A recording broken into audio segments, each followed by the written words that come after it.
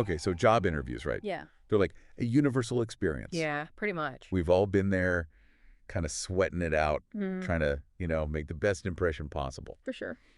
But today, we're going deeper. Oh, yeah. We're going to dive deep into some of the toughest interview questions out there. Sounds intense. It's like boot camp, but for your brain. I like it. Boot camp for the brain. We're using hardest job interview questions as our guide. Ooh, good source. And what's interesting is that these tricky questions, they're not just about finding the quote-unquote right answer. Right. They're about how you think, Yeah, how you approach things. how you handle challenges, and whether you'd be a good fit. Exactly. So it doesn't matter if you've got tons of experience or you're just starting out. This is for everyone. Everyone. Okay, so I'm looking at this book, Yeah. and I see a lot of questions that are about selling yourself. Okay, yeah. Like, Like, tell me about yourself. right. What are your greatest strengths? Right. But then, bam, they hit you with the weaknesses question. Ooh, yeah. That one's tough. It feels like a balancing act. Like Yeah. you want to be confident, but not arrogant. It's all about understanding what they're really asking. So with tell me about yourself, Yeah. it's easy to just repeat your resume, Oh, yeah. Big mistake. but they want more, right? Way more. They want to know what makes you tick, why you're here. So it's not just what you've done, it's why. Exactly. Connect the dots between your experience and the job. Okay, that makes sense.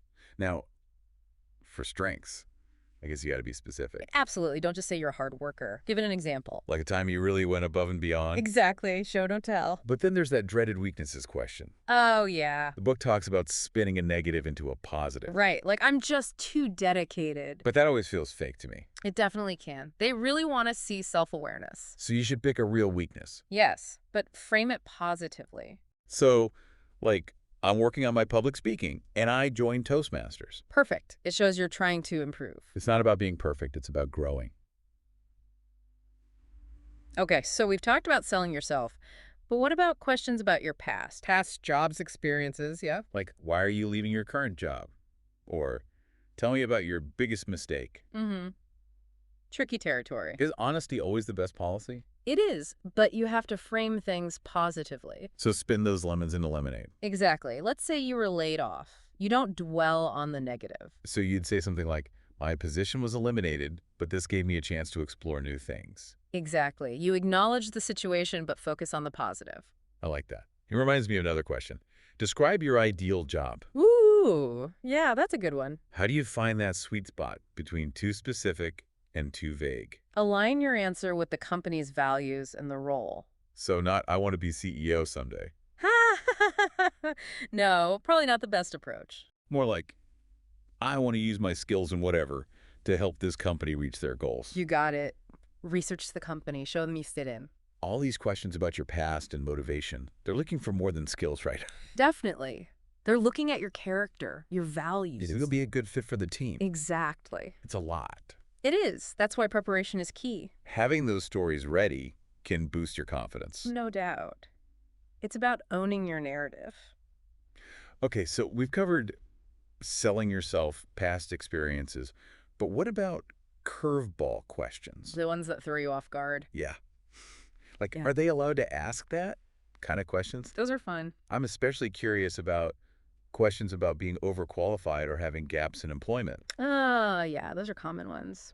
And tricky. Should we tackle those next? Let's do it. Okay, so last time we were about to dive into those curveball questions. Yeah, the ones that make you go, huh, wait a minute. Like, is that even allowed? I always get tripped up by questions about being overqualified. Or like having gaps in my work history. It's like they're reading between the lines, They're looking for something. Definitely. Like with overqualified, they're worried you'll get bored. Or that you'll jump ship as soon as you can. Exactly. So how do you convince them that you really want this job You got to emphasize what excites you about it. without sounding like you're settling? Right. Focus on what you're looking forward to. Learning new skills, working with a specific team. Maybe there's a project that really speaks to you. So you're basically taking control of the narrative. You got it. Okay, what about gaps in employment? Those can be tough. Yeah, but everyone's career path is different. Sometimes life happens. Exactly. Just be honest about it, but put a positive spin on it. So if you took time off to care for family, you could say that. Absolutely. Or maybe you went back to school. traveled, volunteered. all those experiences matter. It shows you're a well-rounded person. Yeah, right. And you probably gained valuable skills during that time. Like communication skills from volunteering. Problem solving from traveling. You can bring all of that to a new role. For sure. Okay, ready for some really intense questions? Oh boy, bring it on. Behavioral and hypothetical questions. Like, tell me about a time when... Or the classic, sell me this pen scenario. Those always make me so nervous. Yeah, they're designed to put you on the spot. It's all about how you think on your feet. Exactly. You don't need the perfect answer. Just show your thought process. And that you can stay calm. Okay, so deep breaths. Think it through. Now, for those tell me about a time questions, the STAR method is your friend. STAR. Vaguely familiar. It stands for situation, task, action, result. So it's like, tell a story. Exactly. Set the scene, describe the situation, the task at hand, what you did, and the outcome. So don't just say you're a good problem solver. Give a specific example. You got it. And here's the key. Choose stories that highlight the skills they're looking for in this job. So if they want a team player, talk about a successful collaboration. Exactly. It's about tailoring your examples. Okay, that's smart. Now, what about those hypothetical questions? So what ifs? Yeah, those feel even harder. They're testing your creativity, your critical thinking. How do you win at a hypothetical? It's not about winning. It's about showing you can think strategically. Consider different perspectives. Yeah, and come up with solutions. Okay, but like how... sell me this pen, for example. Ah, the classic. Focus on understanding the customer's needs. You mean the interviewer. Exactly. Figure out why they might need a pen. Maybe they're a writer. Or they need to sign important documents. Then I can tailor my pitch to their needs. Right. It's not about the pen itself. It's about solving their problem. It's like a little puzzle.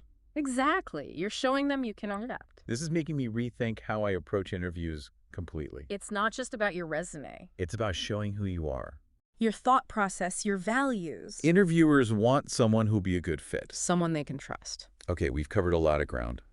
But there's one more category that feels a bit risky. Oh, what's that? Illegal interview questions. Yeah, those are a minefield. We should definitely talk about those. Okay, let's do it. Okay, so we're back. And I gotta say, these last few questions in the book, they're really making me think. Yeah. They're less about, concrete skills and more about you as a person. Your goals, your values, that kind of thing? Exactly. Like the interviewer wants to get a sense of what motivates you, what makes you tick. It's about seeing if your values align with the company culture. Yeah. Okay, so one question that always kind of throws me off is, what are your goals? Mm-hmm.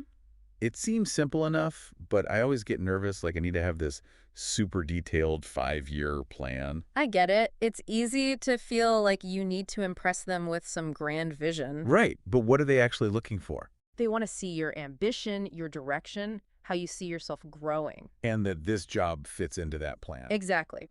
So instead of being vague, try connecting your goals to the specific role. Okay, so I could say something like, I'm looking to gain more experience in whatever, and I see this role as a way to contribute to company goals. Perfect. You're showing them you've thought about how your growth aligns with their needs. Okay, now for the question that I think stumps everyone. How do you define success? Ooh, yeah, that's a big one. It feels so personal, so philosophical. It is personal, and that's why it's so powerful. But like, what are they looking for? What kind of answer do they want? They want to understand what drives you, what a meaningful career looks like to you. Okay, so do I just wax poetic about my values? The best approach is to tell a story. A story. Yeah. Think of a time you felt truly successful. Maybe you achieved a challenging goal or overcame a difficult obstacle. And you just walk them through that. Exactly. Let them see your passion, your determination, the lessons you learned. That's a really cool idea. It makes it so much more real. Okay, ready for a curveball? Hit me. Tell me something negative you've heard about our company. Ooh, that is tricky. It feels like a trap. It definitely tests your diplomacy. The book warns against two extremes. Which are? Pretending you haven't heard anything negative, which makes you look unprepared. Right. Or just unloading a bunch of complaints, which, well, nobody wants to hear that. So what's the right way to handle it? Acknowledge the negative, but balance it with the positive. You might say, I have read some criticism about specific issue, but I've also seen positive initiative. It shows you've done your research. and that you're looking at the bigger picture. Okay, I think we've covered pretty much everything. I feel so much more prepared to tackle those tough questions now. It's not just about memorizing answers, it's about understanding the why behind the questions. Right. It's about showcasing your thought process, your values, who you are as a person. Exactly. Interviews are about connection, finding the right fit for both sides. So be prepared, be yourself, and remember, even the toughest questions are a chance to share your story. And if you ever need a refresher, check out Hardest Job interview questions. It's a great resource. And don't forget to share your experiences with us. We love hearing your stories, and maybe we'll even feature them in a future deep dive. Absolutely. We're all in this together, figuring it out as we go. Until next time, keep those interview skills sharp, and we'll be back soon with another deep dive to spark your curiosity.